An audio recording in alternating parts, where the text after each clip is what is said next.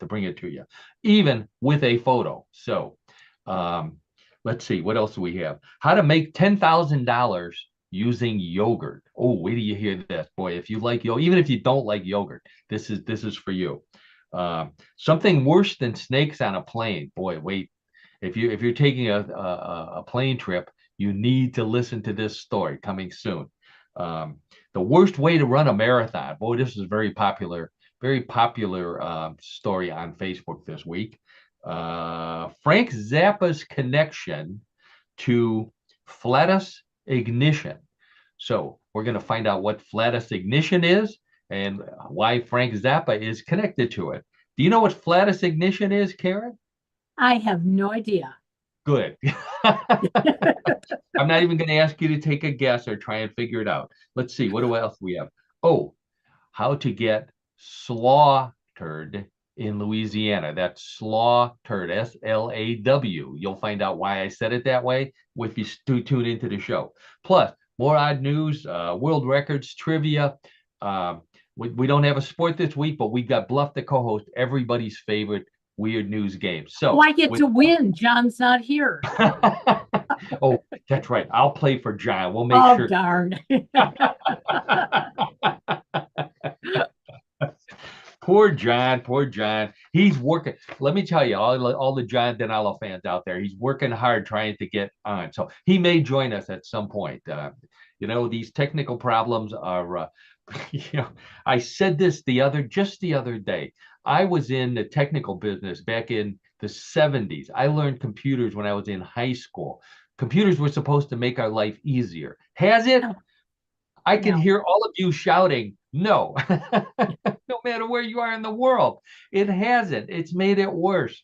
So we're not picking on John because of that. We're picking on John just because he's John. So let's get right to the Loch Ness Monster. Everybody wants to know about the Loch Ness Monster. So the first sighting of 2024 was by the guy that I do pick on because I'm upset with him. I call him the armchair Loch Ness spotter. His name is Ian O'Fadehagen. I'm pronouncing his name correctly now. He lives in Ireland, and what he does is he sits in his chair all day watching online feeds from Loch Ness, and whenever he sees something pop out of the water, he hits record, and then he sends it to the official registry, and he gets credit for a Loch Ness sighting. I think that's wrong. I think, if you're not there sniffing that good, fresh Loch Ness air and looking with your binoculars or whatever you're looking within your iPhone, it shouldn't count. It's almost like those traffic monitors, Oh, yeah. Nobody I don't think it's fair. That's what he is. He's a living traffic monitor. That's what he is. Yeah. You have to be there. So of course he got the first one. He was so excited he almost fell out of his lazy boy, almost didn't get it. And of course in Ireland, it's not lazy boys, they're lazy old boys. So he was in his lazy old boy watching TV and he saw it. Now, he was so excited. It could have been something else. In fact, I think it was on Sunday, and I have a photo here of what it could have been. It could have been this monster right here. Oh my, yeah. That's Kansas City. Yeah, that's just Jason Kelsey. I think just about everybody in the United States was watching Taylor Swift on the AFC NFL playoffs between Kansas City and the Buffalo Bills. When Travis's, Taylor Swift's boyfriend, as my wife or as my niece told me, Taylor Swift's boyfriend is on the team, and his brother was blocking her view of Taylor Swift. He definitely took his shirt off. He definitely looks like some sort of monster. I'm not sure what. Yes, but this was not what he saw. What he saw was this right here. Let's take I'll show you the photo here with a convenient circle there, so in case you can't see it. So you can see a wake for those of you who are not watching on YouTube. And I wonder, why are you not watching on YouTube? Of course, yeah. Look us up later on YouTube. Anyways, so there's a wake heading, I believe, from right to left this time. So I'm not sure what direction that is. That would be from west to east, I think, on the lock. And he said that he felt deja vu because he had spotted the Loch Ness Monster in that same spot last year, late last year. So what he thinks is he has finally honed in on uh, a single monster with multiple sightings, which is unusual because most people go to the lock and then they leave and they get one chance. So he thinks he has the Loch Ness Monster figured out. Um, he said, "This is the first time I've captured it early in the morning, moving north." Oh, okay. I'm sorry. He even said he's moving north. I had previously captured it moving south late in the evening and near dark. So not only was it different directions, also different times. He said, "We discovered from the first time that Nessie forages one way in the morning when it's light and travels back when the light of the evening is going to dusk. The question in his mind is, why and where is this creature going in the morning and returning in the evenings in the same area of the loch?" My answer, he's going to get fish and chips, where everybody goes during the day. Um, so I don't know. He's a giant water creature. They swim all day. They're looking for food. I mean, they're looking for fish. If he wasn't swimming, he'd be the Loch Ness Rock, not the Loch Ness Monster. He can, Ian, you can figure this much out. Um, so he says maybe Nessie rests during the day and rests on these ledges that are in the depths of the loch. Maybe And he goes to work. maybe he's got a job, Karen. Yeah. Maybe he's posing for T-shirts down by some T-shirt factory down there. They've got an artist that wants realistic renditions of the Loch Ness Monster. Sure. So he's posing. He or she is posing for photograph for drawing, or they could be, trying to mess with the people that are attempting to capture it on film. Uh, so to me, Ian is projecting. He can't find the Loch Ness Monster during the day, so he's blaming the Loch Ness Monster. I'm blaming the fact that he's taking a nap during the day, and he's nodded off in his lazy old boy, and the Loch Ness Monster goes by, probably sticks its face right up to the camera, but he's asleep. Yep. Yeah. Don't go blaming the monster. Um, so he says, yeah, people are there making noise and scaring it away. I don't think so. I don't think so, Ian. I think he's either asleep or he's switched the channel. He's watching his soap operas, those Irish soap operas everybody watches. Anyway, all right, I'm done picking on Ian. Let's see who else I can pick on. Oh, so there's this thing. I didn't know this. It's called Dry January. Have you heard of that, Karen? Dry Yes, I January? have. Yep. Yeah, it's when people give up drinking for the month of January. You go out on New Year's Eve and you party and you got a hangover on New Year's Day and you say, many people say, I'm never going to drink again. That usually doesn't work out. But now the trend is to say, I'm going to take a dry January and take January to dry out and to do different things, drink different concoctions besides those with alcohol in them. So this is great for people. This is bad news for the people who sell alcohol, like Miller, the people who make Miller Beer and Miller Lite. In fact, I made a note here about dry January. When I first heard the term dry January, I thought that it was people who gave up wearing their Depends for the month of January. had to train themselves to, go to the bathroom more often or hold it or whatever it is. But anyways, so the people who make Miller Beer, forgot who I was talking about. Where did they go? Oh, I haven't gotten to that one yet. This is let's see, what do I have coming up next on the photo? Oh, okay. So we can't blame this on Zoom. I can't blame this on Zoom. Okay. So we're going to talk about how to make $10,000 with your yogurt.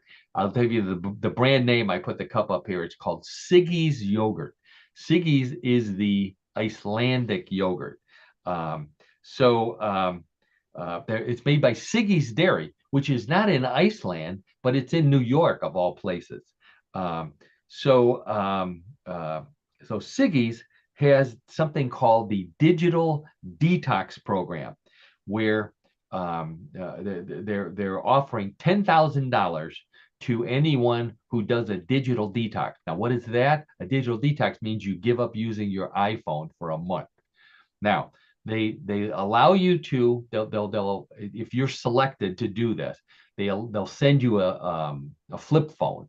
So you can't take videos or anything like that. All you can do is use it as a phone, not like all the other stuff that you use your Sure. iPhone.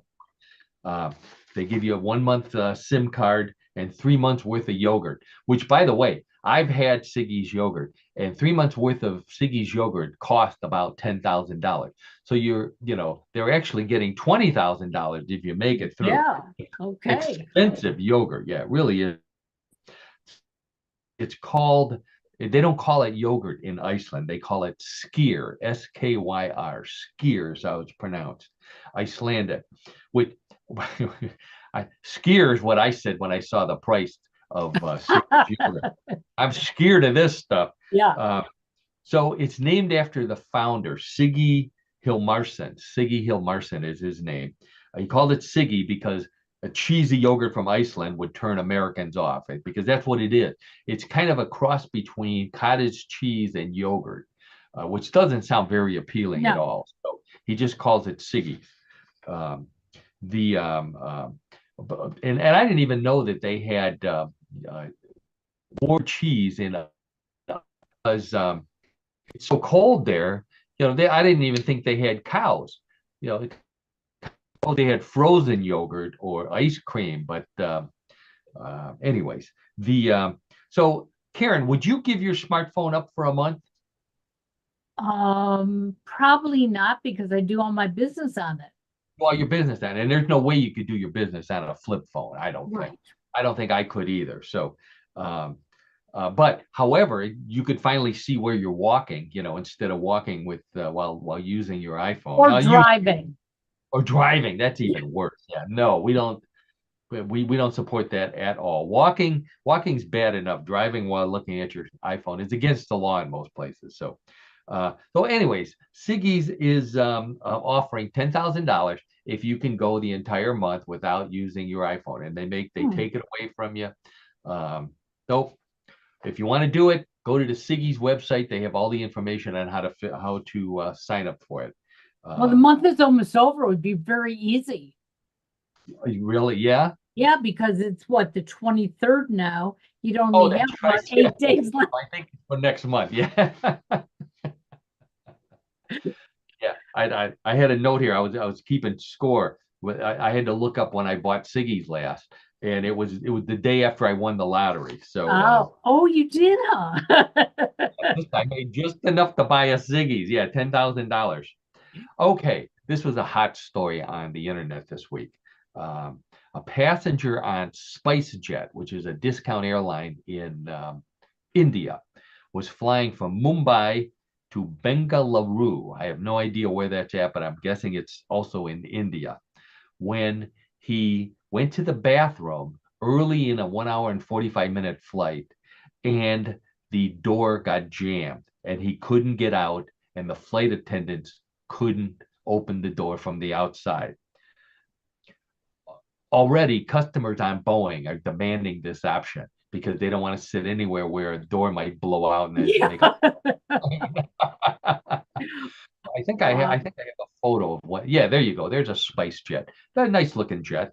Not very spicy, more whitish. So anyway, so the flight attendant, I couldn't believe this. The flight attendants passed him a note somehow underneath the door. They said, "Sir, we tried our best to open the door. However, we could not. Do not panic." Now, remember, he is early into an almost 2-hour flight. He's going to have to sit in the toilet for 2 hours. Yeah. He says, "Do not panic. We are landing in a few minutes." So they must have slipped him the note towards the end. "Please close the commode lid and sit on it and secure yourself. As soon as the main door is open, an engineer will come." How would he secure himself in the bathroom? What he take?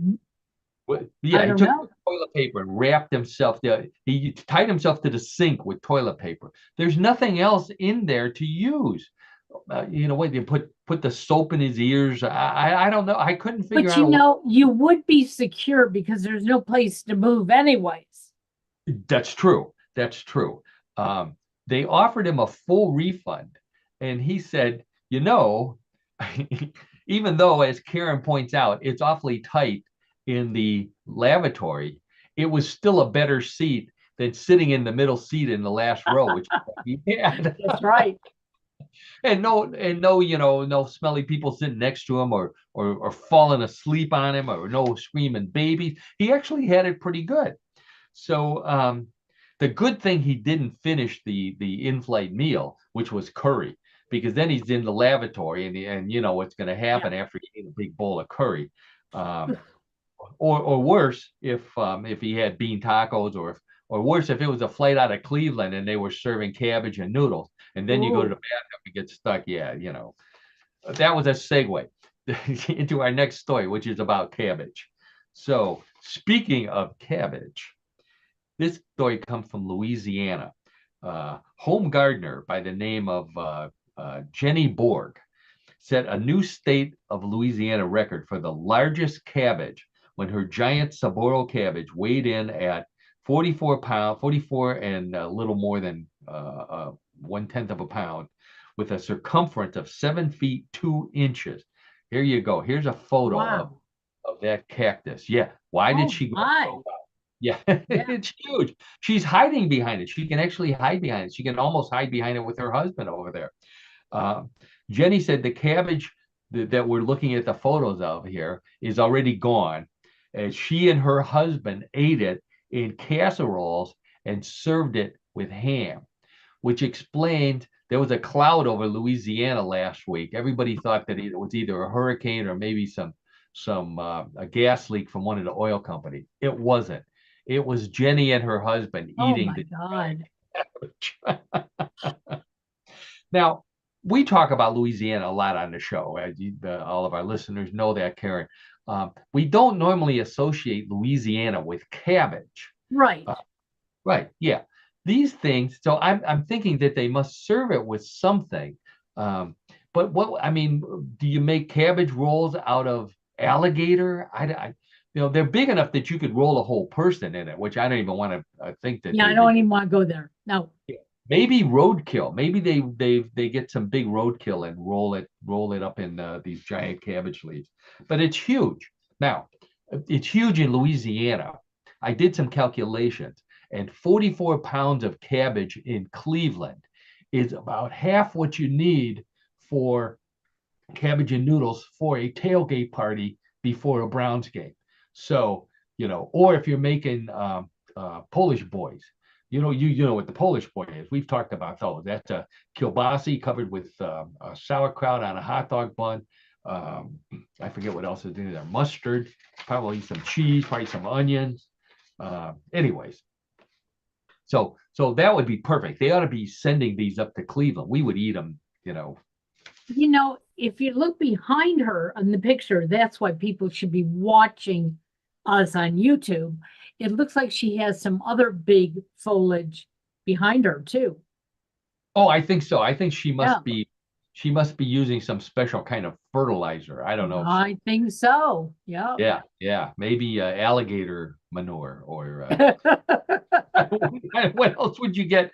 What else is there a lot of in Louisiana? I'm not I don't sure. know.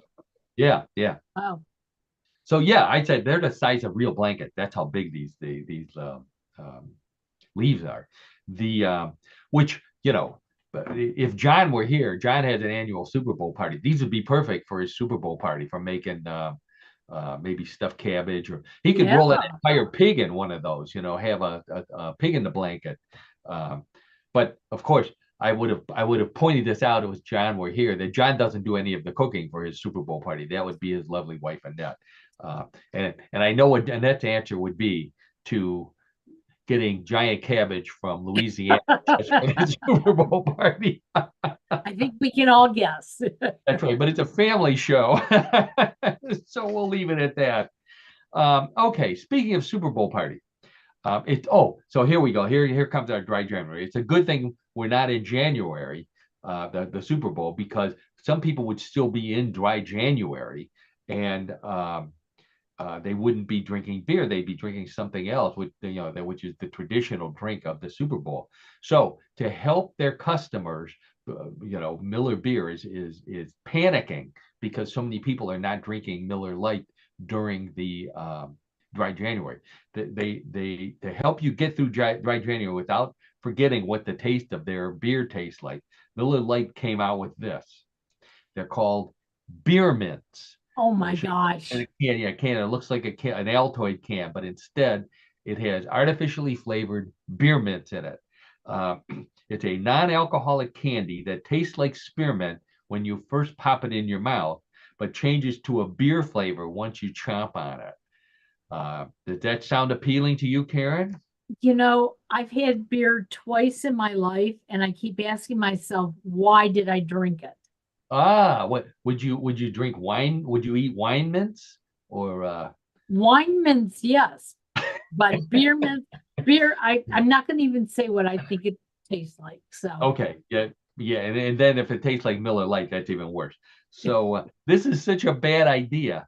Miller Lite likes to use sports figures in their commercial.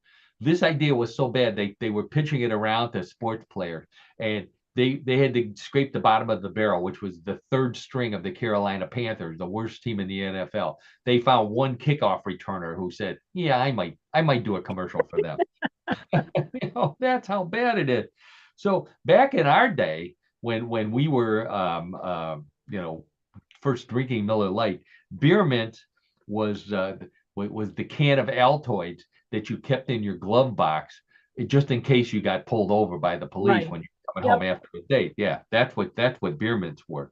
I wasn't drinking, officer. I stopped at the at the salad bar and I had a mint salad. That's what this is. Uh, so, or you told the cop that you were drinking Miller Lite, and they felt sorry for you, and they said, "Well, okay, don't do that again. Go home."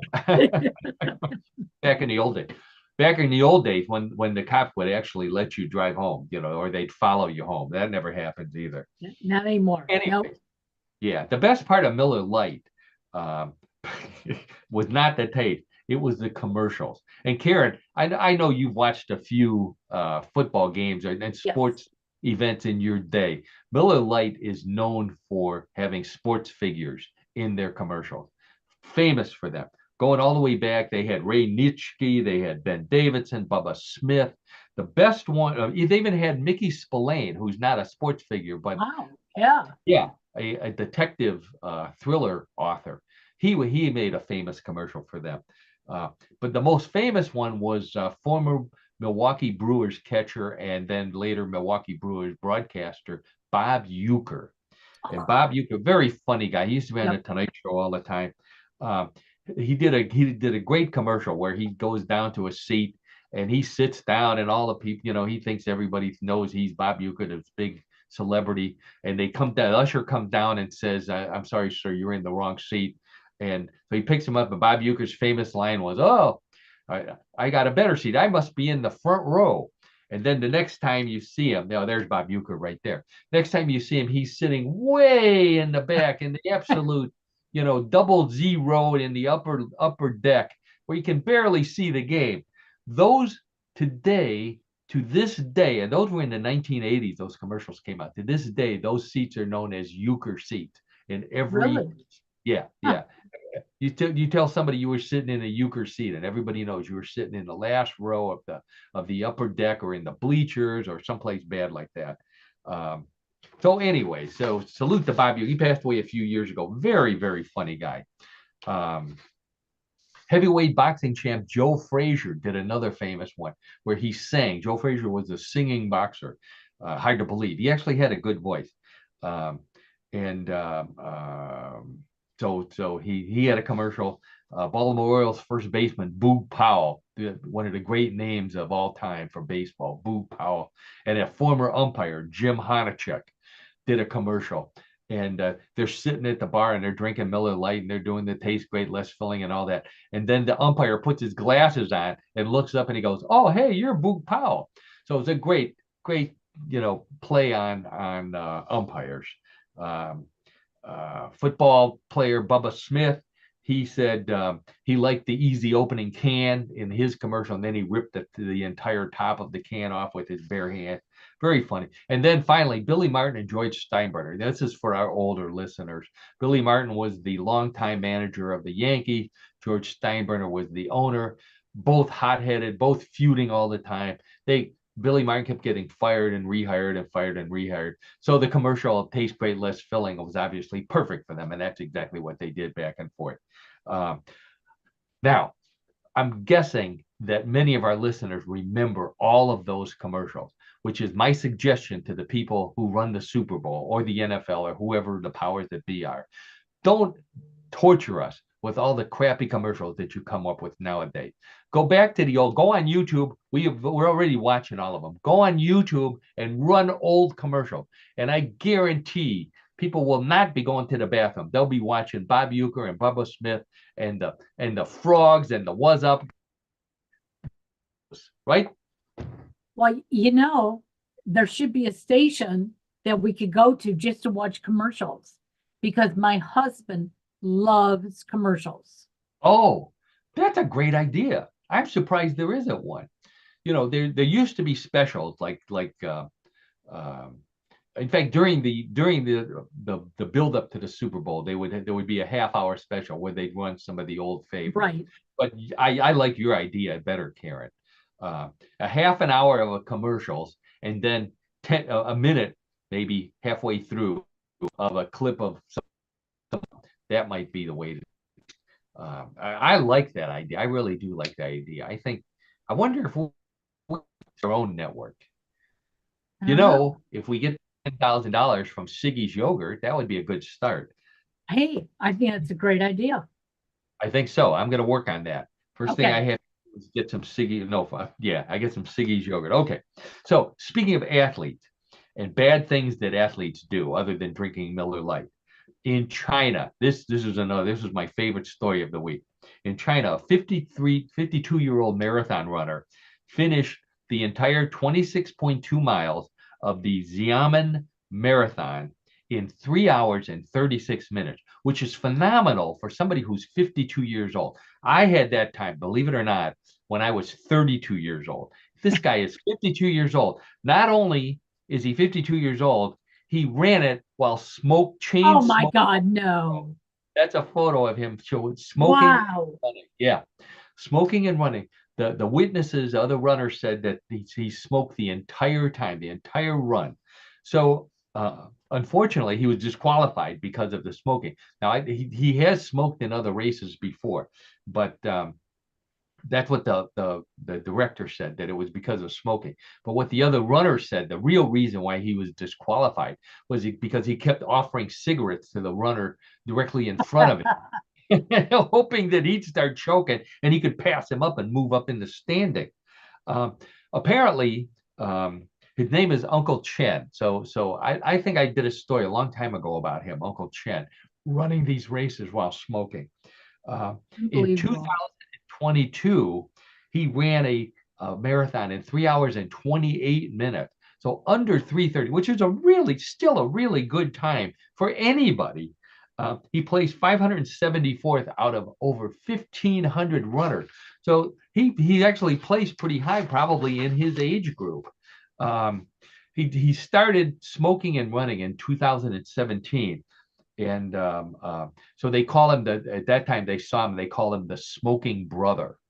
Now I've mentioned this before, and a lot of my friends from high school listen to the podcast. Our priests were Franciscans, so we know all about brothers and friars. We had a Franciscan priest in high school. He wasn't the smoking brother. He was the drinking friar. Yeah.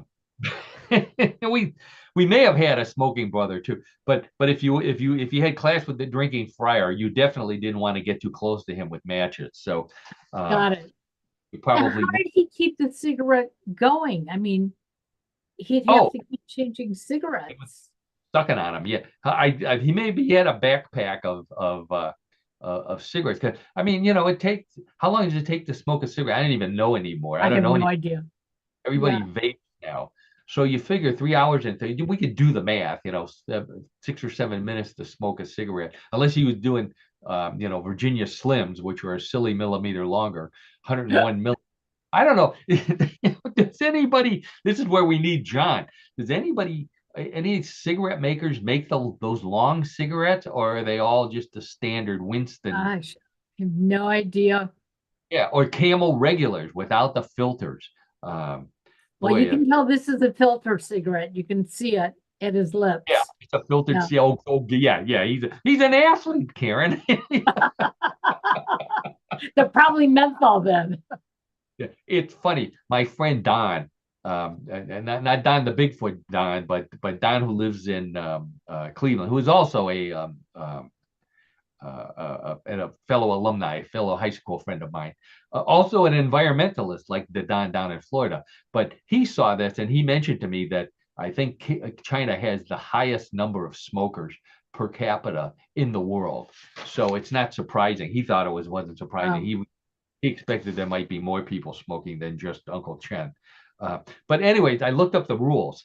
Believe it or not, the marathon committee issued a statement. He violated Article 2.12, which states uncivilized behavior from runners, such as, get ready for this, open defecation, smoking, or trampling on flower beds or green spaces that affect the race and the safety of other runners will result in disqualification.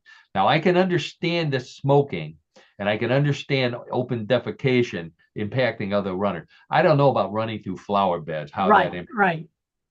but the others should go without saying. New York City Marathon is very confusing because in the New York City Marathon, every doorway you go past has somebody openly defecating in it. So they get confused. Are we allowed to do this or not? Uh, Also from China, and I'll get off that subject because I know Karen doesn't appreciate those. A video making the rounds shows a man in northeastern China attempting to get ready for this, light his own farts. Uh, he's lying down, and here's I have a clip. I have a photo. There's also a video of it. Oh my. Trying to light his own farts, and he sets his pants on fire. So this is a photo of him. If you Google lighting farts China, you will see this guy in the entire video where he gets up and rolls around on the ground to put the flames out on his pants. Um, Due to the fact that his pants caught on fire, he didn't get into the fraternity that he was trying to get into. Lighting farts. But if you go back far enough in history, I believe that this is how they first prepared poo-poo platters. Uh, Oh my God. I'll yeah, never eat that yeah, again. you know, and I thought this would be, considering the age of our two leading presidential candidates, this would be a good way to see who I want to vote for, because both you can guess that both of them are passing gas all the time at their age. They said, you forget solar power. This is the new green energy. So a lot of people are saying, hey, maybe we should all be doing this. Um, Believe it or not, Karen, I did the research, and there's actually a Wikipedia page on lighting farts, which is how I found out that fart lighting is also known as pyroflatulence, or that question I asked you before, flatus ignition. it's, it's the practice of igniting the gases produced by flatulence. The resulting flame is often a blue hue, hence the act being known as a blue angel, a blue dart, or in Australia, a blue flame. So lighting farts is not just an American thing, it's international, just like what in the Wow. world. Yeah, how about Hey, I am that? so glad to know it's not just America. Well, there's more. The other colors of flame, such as orange or yellow, are possible depending on the mixture of gases forming in your colon. The Wikipedia page actually gave the chemical formula for farts, both before and after they're lit. Before, before it's methane plus oxygen. After you light it, it's water plus carbon dioxide. So that's what's happening over here. That gives Wow. you Yeah. Aren't we the most educational podcast on the air I today? am so glad that we can educate our listeners. Now, now for my friends in, I'm not going to mention his name, but for my friends in both high school and college, I have a roommate. I had a roommate in college who used to light farts. Not it wasn't John. So before you think I'm picking, not going to mention his name. He doesn't listen to the podcast, but the next time I see him, I'll definitely tell him about it. He may have been inspired though. This was back when Frank Zappa was big, and he may have been inspired by the music of Frank Zappa because Frank Zappa often talked about the manly art of fart burning, and even did a song about it. Um, he said. In fact, I think I have a photo of Frank Zappa here for, oh, I guess I don't have a Oh, photo. Okay, we'll get to that one. Um, so he did a song called Let's Make the Water Turn Black, which was on the 1968 Mothers of Invention album. We're only in it for the money, for those of you who remember that album. And his lyrics for the song Let's Make the Water Turn Black said, Ronnie helping Kenny, helping burn his poots away. So that's the way he yeah, talked about lightning. And then the last line of the song is wait till the fire turns green. So oh, wow. isn't that amazing? Yep. And and there was a tale about it was based on a true story of Kenny and Ronnie, who were friends of the band, who used to make um, alcohol, drinking, to booze out of raisin, and that's how, when they didn't have any blowtorch, they lit farts to fight to light the Oh heat my the God. yeah, I know. Who says college students aren't don't have ingenuity? That's They are certainly innovative. isn't that wild? Okay, so a set of Winston Churchill's teeth, false teeth, are up for auction, and they're expected to get at least $10,000 when they go on sale in England next month. I didn't know this. Um, yeah, I think we brought a photo up there. There's a picture of Winston Churchill and of the false teeth in Hmm. question, set in gold. Okay, so he could afford it. These dentures were specifically built to maintain his natural lisp, which I didn't know he had either. So I mean, I don't. It's hard to believe. Number one, there was a time when there was a politician who actually was proud of the fact that he had something false coming out of his mouth. Now, right? They never admit it. Um, and John would have known this. He's our history guy. But Churchill was known for um, he had multiple dentures like that, and there was a famous saying that he said, but I don't remember him saying it this way: "I have nothing to offer but blood, toil, tears, and thwep." He would have said if he had a lisp, right? So Love it. so this is apparently well known. I didn't know this.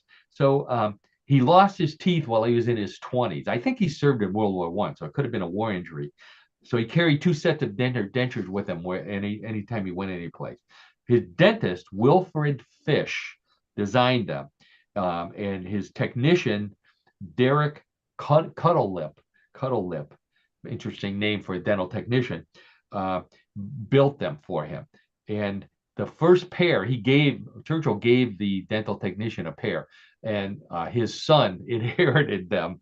And he first put them up for auction in 2010, and he sold this pair for $23,000. So apparently, the price. If this sounds like Antiques Roadshow, the price in 2010 was $23,000.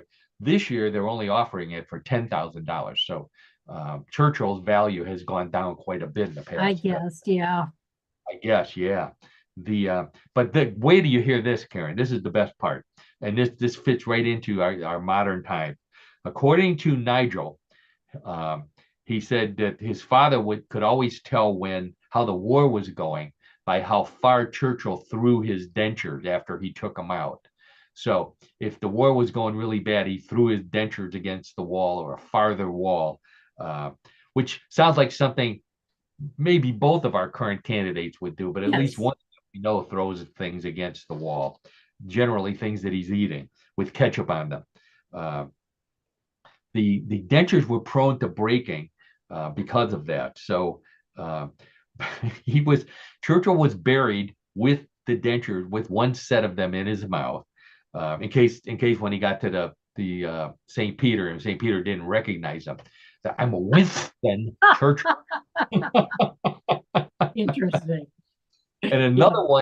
another one is on display at the Hunterian Museum at the Royal College of Surgeons in London.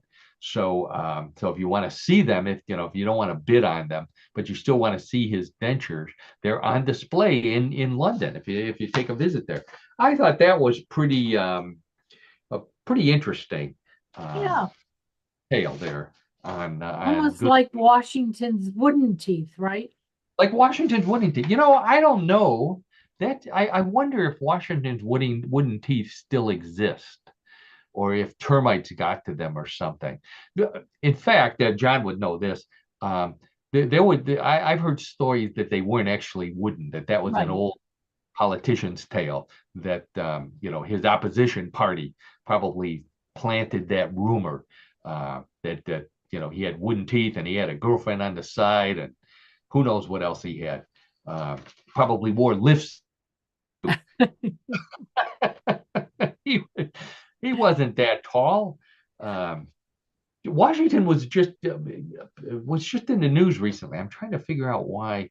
There was somebody must have given a campaign speech near where Washington crossed the Delaware. Or, no, it was in Uh-huh. Philadelphia. It was where they had to camp during the winter, and they were comparing that to how cold it was in Iowa. And Oh, okay. Washington, camped out with his troops, and if the first president could go out when it's cold, certainly presidential candidates can go up to Iowa when it's cold too. I think that's a good idea. So, all right. Well, normally at this time we would be talking to John for his "What in the World of Sports" with John Danello. We mentioned earlier in the show that John had technical difficulties, and apparently his technical difficulties have continued until now. So rather than putting up John's logo, I think we'll bring that down and we'll talk about Bluff the co-host.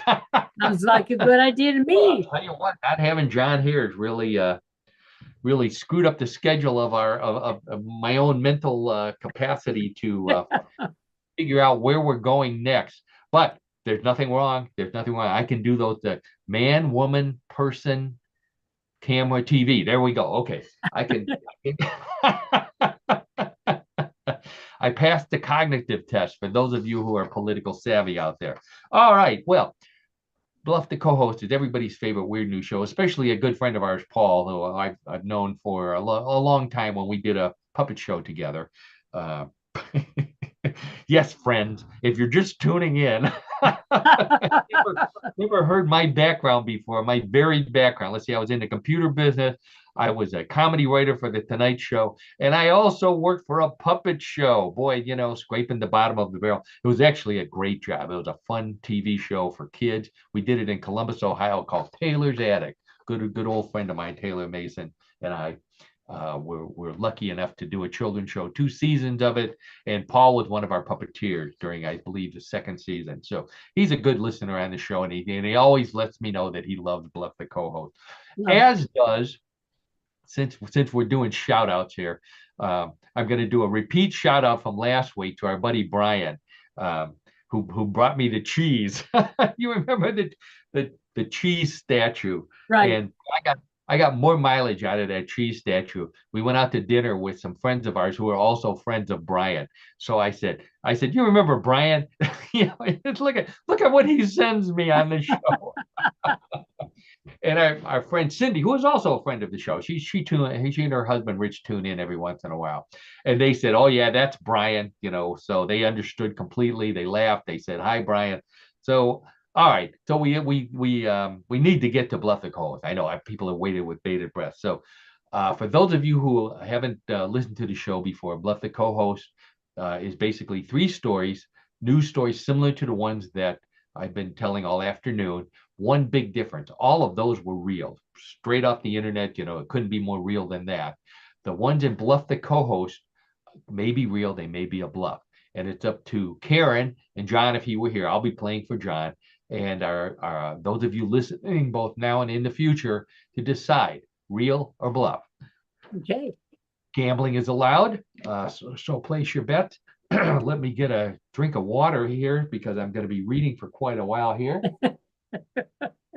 All right, Karen, hand on the buzzer, and let's get to story number one. Hedgehog lovers in England are concerned about the large drop in the nation's hedgehog population recently, and they're blaming it on robot lawnmowers being used on large estates. So the makers of the mowers have developed hedgehog crash test dummies to help develop safer robotic mowers. The dummies look like real hedgehogs, and the software in the mowers is being modified to decide if a bump in the grass is an animal or a clump of grass or a dog turd or a hedgehog, and either turn around or keep on going over it. If the hedgehog crash test dummies work, look for squirrels to demand their own crash test dummies so that they stop getting run over by those auto-driven Teslas. Okay, crash test hedgehog dummies to test robotic lawnmowers from England. Real or bluff, Karen? What do you say? I hope it's really a bluff because why does it have to look like a hedgehog? I mean, it hasn't all these years. You're just automating it, right? So I'm going to say it's a bluff. Karen says it's a bluff. Okay, Karen says it's a bluff. Why would they have to look like hedgehogs? That's your logic there. Now, at this point in the show, if John were here, he would give us a long, detailed, logical explanation for why he agrees with Karen. So both of you say that that's a bluff. Is that correct? Right. That's John correct. is nodding somewhere out in cyberspace. John is nodding. Let's check with the judges, and the judges say, "Oh, look." The judges say he just popped up. The judges John. say you're both wrong. You're both wrong. That's a real story, believe it or not. Hello, We John. Can can't you see hear us? you, but we can hear you. Well, Annette's here, so that's how I was able to get the lovely Annette. Whoa, there we go. All right. He pulled in just at the last moment. Just Annette saves me again. Annette says, "Well, here it is. I have two sets." Yeah, I'll tell you later. I'll tell you guys later. Hey, so can I participate in the last or is that the last? Yeah, one? we just the score is tied, 0-0. I was playing for you. Okay. All right. So shout out to the Cavaliers. Oh, that's right. John's got his Cavaliers hat on. How many wins in a row? 8 in a row, and they're playing really great basketball with a team that's really depleted. They've got, I mean, they're one of their best players is out, and then another player, Darius Garland's out with a fractured jaw, and what do you need your jaw for to play basketball?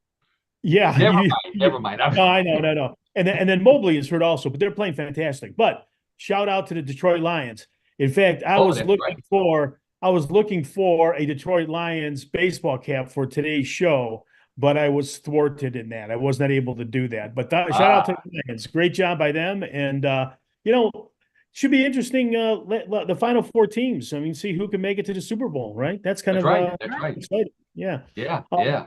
So how did the show go overall? I mean, with everything. So, but John, we're still recording right now. I know you are. Well, I'm just. Okay. Well, we're in the middle of what the co-host, and everybody's waiting for the. Well, yeah, I'll take a look at it later. All right. Here we go. So the score, for those of you who are still with us, the score is 0-0. John is here, so let's get right to John. Hand on the buzzer, don't forget, and we'll get right to story number 2.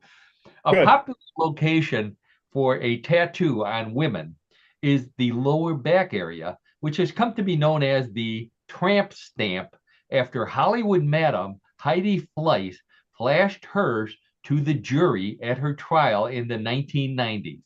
It didn't help. Now, the tramp stamp has taken on a new popularity as the post office of Sweden announced it is issuing a line of tramp stamps featuring pictures of various celebrity tramp stamps. The tramp stamps are from Swedish actresses, athletes, and pop stars and will include their name, but nothing that would cause the stamps to be offensive. It's all in good fun from those fun-loving, tattoo-wearing Swedes. Okay, John, we'll start with you. So Sweden is coming out with a line of stamps, of tramp stamps belonging to famous female Swedish people. Real or bluff? Well, we all know that Scandinavia has been known to be liberal in a lot of different areas, and this doesn't surprise me in a way. However, this is one that I pray is a bluff. I mean, how do you have a post office system, okay, that is a national system doing something like this? It's not in good taste. I mean, it just isn't. And I don't know how you get around it. I mean, I hope it's a bluff. I just hope it's a bluff. Okay, John hopes it's a bluff. Karen, how about you? Well, I hope it's a bluff too, but I just want to say that governments will do whatever the heck they want to do to make some money. So, Oh, but it's a bluff. Oh, yeah, there you are, good sure. point. That's good point. Good point. Okay, so both Karen and John say the tramp stamps from Sweden are a bluff. Let's check with the judges, and the judges say you're both right. It's a bluff. All My right. question is, Thank goodness. My faith in humanity is restored. Very good. Yep. well, the danger, of course, in doing something like this, John and Karen and everybody out there is, you put the tramp stamp on the front, people are going to be licking that side. They're not going to be licking the other side where the glue. Oh, Oh, that's Oh, wait a that's minute, very I think possible. That's very that was a possible. horn-worthy one. Very possible. All right, folks, that's very Okay. possible. All right, just for John, I threw that one in. Let's see. So the score is tied 1-1. Points are doubled in round number 3, but it doesn't matter. It's whoever gets the right answer is the winner. And if we have a tie, we don't care. Everybody goes home happy. So That's let's right. go That's right. story number 3. You don't have to be a Star Trek fan to recognize the Vulcan hand sign made famous by Mr. Spock on the series and in the movies. However, if you can't make one yourself, you may want to keep it to yourself, as a new psychological study using finger flexibility found that people who can't make the Vulcan salute are more prone to be psychopaths than those who can. It sounds illogical, but the genes which control splitting your fingers are linked to those that also cause some psychopathic tendencies. While psychopaths who can't make the Vulcan sign might still live long and prosper, you don't want to know how they prospered. Okay, so a psychological study which found that people who can't make the Mr. Spock Vulcan sign are more prone to be psychopaths. Real or bluff? Karen, we'll start with you. well, I first have to say that his hand sign goes back way before Mr. Spock, Oh, really? because if you are lighting Sabbath candles on Friday night, that's the way you're supposed to hold your hands. Oh, really? And my mother tried teaching me how to do that, and Oh, wow.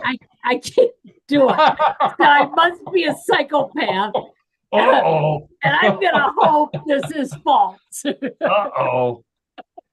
Wow. Oh my gosh. That's great. That's great.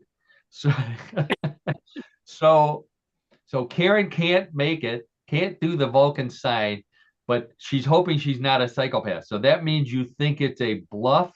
Bluff, yes. Bluff. Okay. I just want to make sure, because Karen has never shown any psychopathic tendencies that we could Not see. that you know Okay. of. That's why we haven't asked her husband yet. So Karen says it's a bluff. John, how about you? Well, I have a confession to make. I cannot do the Vulcan hand sign either, but I don't think that I'm a psychopath. Obviously, no, I agree with Karen. I think that's a bluff. And like I said again, not trying to incriminate myself in any way. But this is another one I praise. I just hope it's a bluff, right? Let's hope it's. I was waiting for you. I hope it's a bluff because I don't want to be a psychopath. That's exactly right. That's exactly right. And for those of you who are not watching on YouTube and can't see the fact, I am the only one of the three who can make the Vulcan hand sign. So just so you know. All right, both of you say it's a bluff. Let's check with the judges, and the judges agree with you. That is definitely a bluff. All right. Thank Yeah. God we're How not about that? psychopaths. Maybe you should just check in for the last two all the time now, and I'll be like perfect. I'll get. Oh, there you go. No, Oh, John, we gosh. missed your savvy insights on some of our historical stories that We we did. had, and we definitely missed your sport. So, for those of you who are listening and are fans of John's segment, John's sport will be shown in its entirety on our next show next Tuesday. But we're thrilled that you made it back just in time, John. So I want to thank you. I'll salute you up front here first. Yeah. So Well, thanks, great, Paul, and great seeing you. Thank you to your lovely wife for solving your yes, we have to thank my difficulties. wife for bailing me out again. So again, Yeah, so yeah, I'm a again, little that's bit too right. late, but I'll be on time next week. John used to have a pole in his basement where he would notch every time his wife bailed him out, and it's now a toothpick. So Yeah, that's exactly right. I mean, that's a true story. hey, we can all yeah. relate, John. Trust me, we all have one. Great to see you. Okay. I'll give you a call later. We'll catch up on what the technical problems were. And then, of course, we want to thank Karen Hale, our media mogul, producer, host, and all around great person at newclevelandradio.net. She produces our podcast. She produces all the great podcasts she has on newclevelandradio.net. Please visit the website, find out how to download our show, find us on YouTube, and then once you do that, check out some of the other great podcasts she has. And then also, if you're looking for a coach, find out how you can contact her for Yes I Can Coaching with Karen. She's been coaching us on this show. It's for whatever that she hasn't been coaching us because You're getting yourself into a little bit of a my conundrum there, performance Paul. today Yeah. would be a poor sales pitch for Karen. She's much better than that. She's much better than that. So Karen, thanks again for everything Thank you do. you. And most of all, we want to thank all of our listeners out there, either live watching us on YouTube now or in the future, or in your ear on Spotify and Apple, whatever you listen to us to. We really do appreciate you being part of the show, listening to us. I hope you have as much fun as we do. Always fun to give shout outs to our old friends and to new friends. So I'm always watching on Facebook. We are picking up more people who are commenting about the show every week. We really love to hear from you. And you're the reason why we keep doing this every week. So without further ado, we will be back next week on Tuesday. Is that right, Karen? Absolutely. Yep, We'll be here next on week is Tuesday. Tuesday. Okay, so we'll see you all then.